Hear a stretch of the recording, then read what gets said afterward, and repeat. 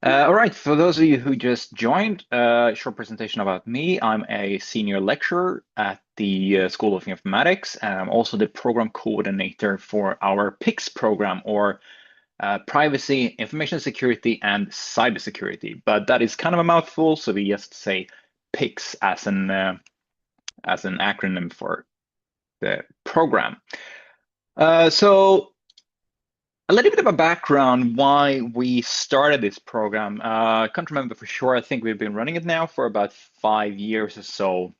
But it will come as no surprise for most of us here today that, I mean, society is modernizing more and more, and we are becoming more and more reliant on being able to share information between each other over vast distances and automate different processes. And that goes for everything from our laptops, having the Zoom meeting here for today, for example, but also really tangible kind of things like steering dams and bridges and all kinds of stuff remotely. It just makes society a little bit more efficient if it works. And that if it works is really the cornerstone to why we started this Moses program in the first place.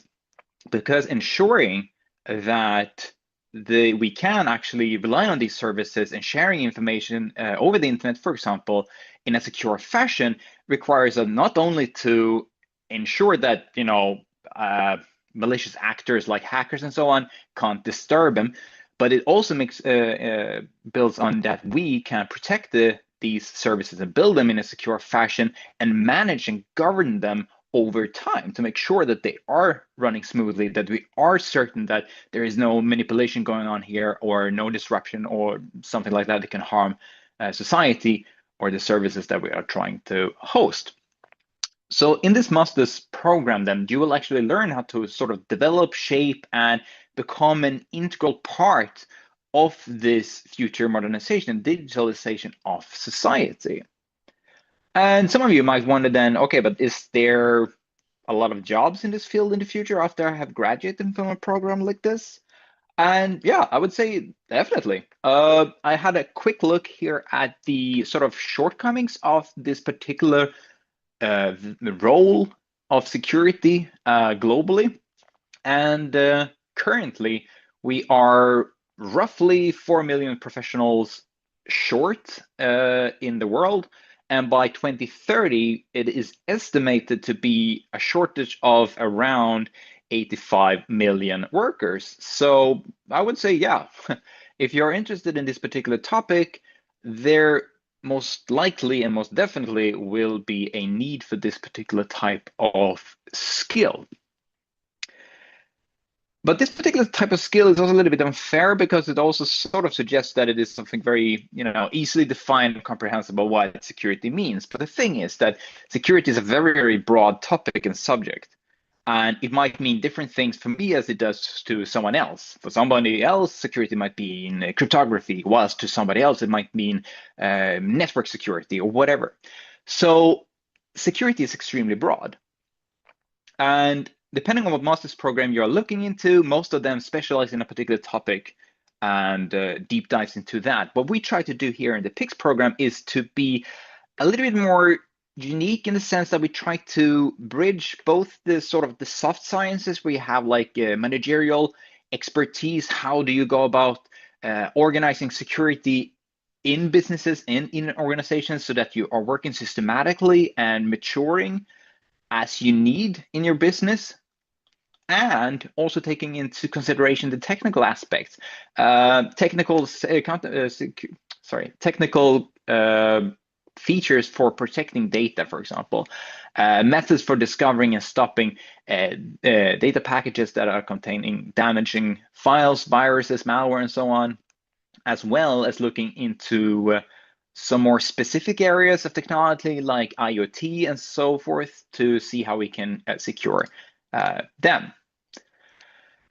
And if all of this sounds interesting to you, you're probably the sort of the target audience that we are looking for. So students who typically join our master's program is students with a background in IT or similar, like information systems or so forth, that are interested in learning more about information security and cybersecurity.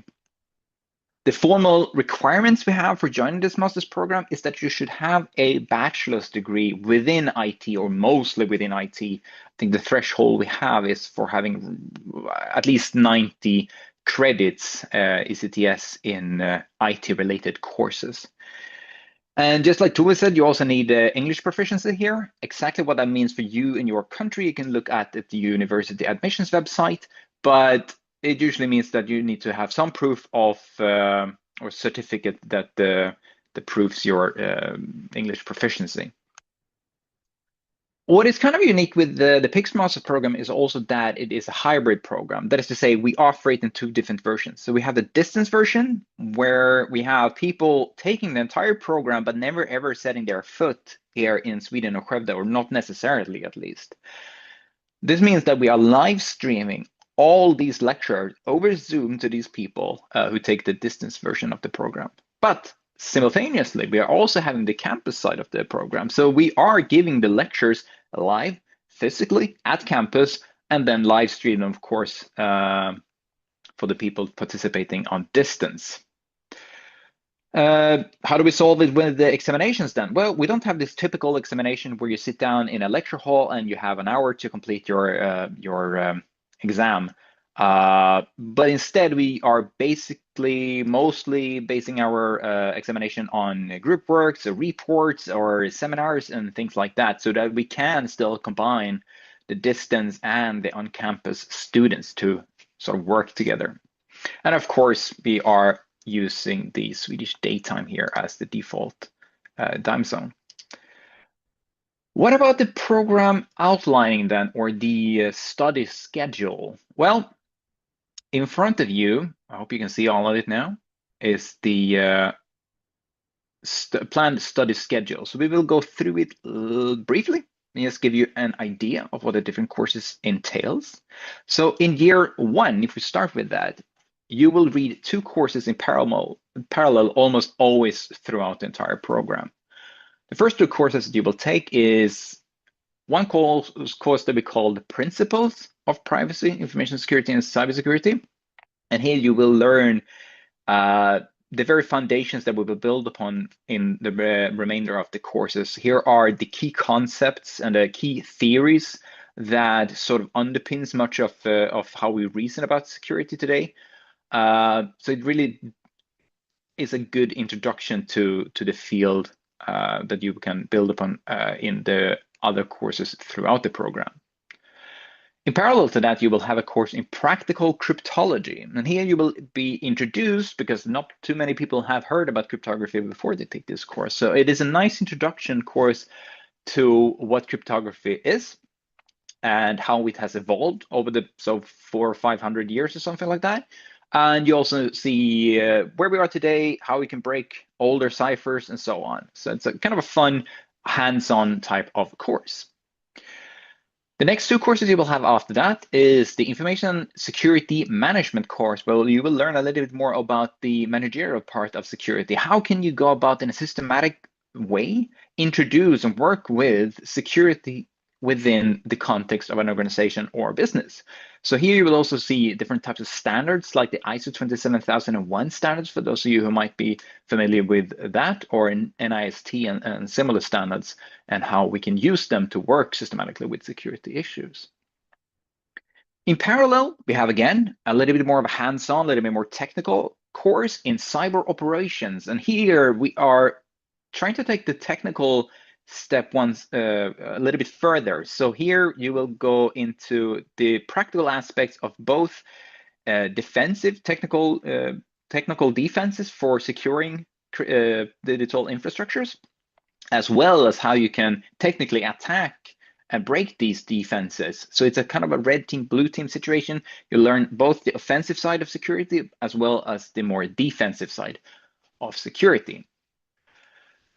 Then you move over to the privacy course, and you'll learn a little bit more philosophically what privacy entails, and a little bit more how it applies to security and the different rules that governs how we view and need to protect privacy in different contexts.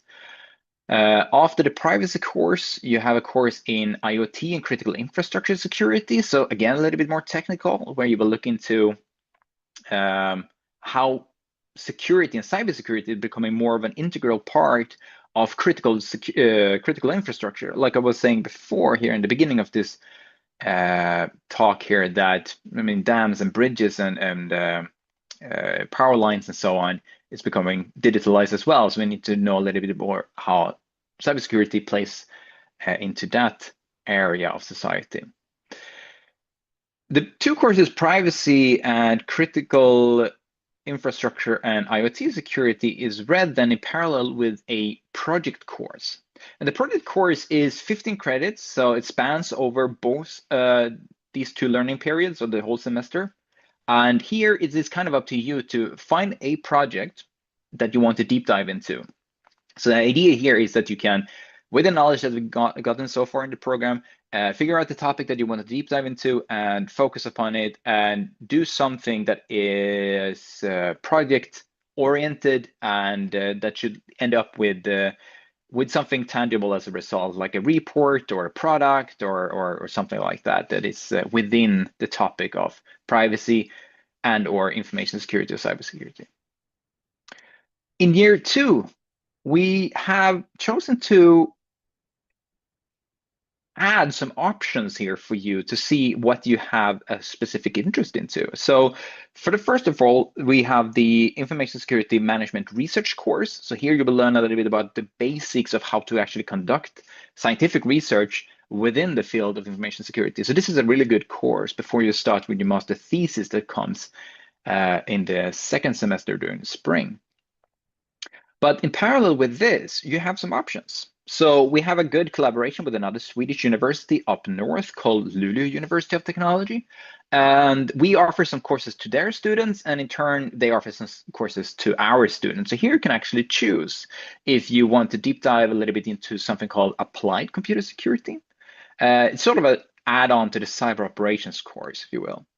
Or you can deep dive a little bit further into the privacy aspects and take a course in legal regulations and privacy. If you are within the EU, you can actually also choose another course from another Swedish university. And I say within EU because the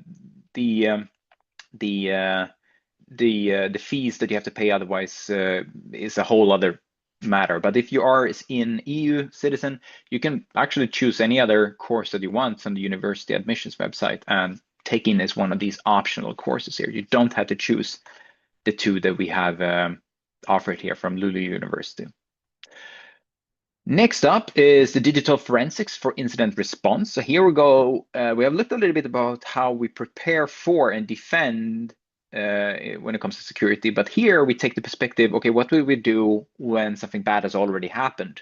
What happened? How do we identify that? How do we forensically prove that something happened and secure evidence of it and so on? And how do we rebuild infrastructure once something have happened? So kind of a cool perspective when you look at it from a situation where the bad thing has already happened. And again, here too, we have in parallel some options. You can either, if you are an EU citizen, for example, choose an optional course from university admission, or you can choose one of these courses that we offer here. One in academic writing. I strongly suggest actually taking that one because that will give you an edge for the next course, which is the master thesis course. Or if you are on campus, you can actually also take a deep dive into computer forensics. We have an additional course that you can choose from there, but that one is only on campus, unfortunately, so because it requires some physical attendance. So if you're a distance student, you can't choose that one. The whole master program is summed up then by the last course here, which is the master thesis course. So here you will need to do some form of scientific research within the topic of either privacy, information security, and or cybersecurity. And you do this throughout the entire semester. So you don't take any other courses in parallel whilst you're doing your master thesis. We are a bunch of jolly teachers in this program, all of us having great experience with either one or multiple of these topics: privacy, information security, and or cybersecurity. We are all working on various different types of projects and scientific research within these areas. Many of us also have some industrial backgrounds in the field, so you will be in very good hands indeed.